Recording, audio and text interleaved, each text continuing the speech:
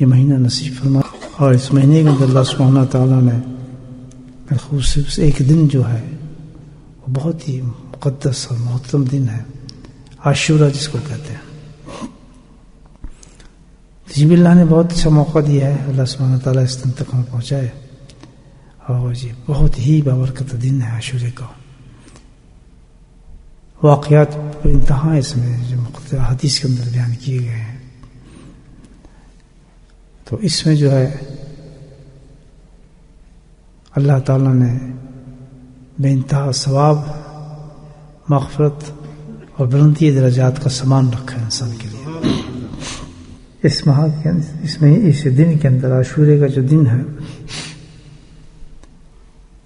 جو انسان روزہ رکھتا ہے اس میں عاشورے کے اندر، تو اس کا ثواب اتنا ہے کہ اللہ سبحانہ تعالیٰ اس کے لیے 60 سال کی عبادت لکھ دیتے ہیں۔ اور عبادت کے بارے میں لکھا ہے کہ صوم اور قیام، یعنی اس میں جو عبادت لکھی جاتی ہے اس میں روزے کا بھی ثواب ہوتا ہے اور نمازوں کا ثواب بھی ہوتا ہے۔ 60 برس کی عبادت کا ثواب لکھ دیتے ہیں ایک روزے پر۔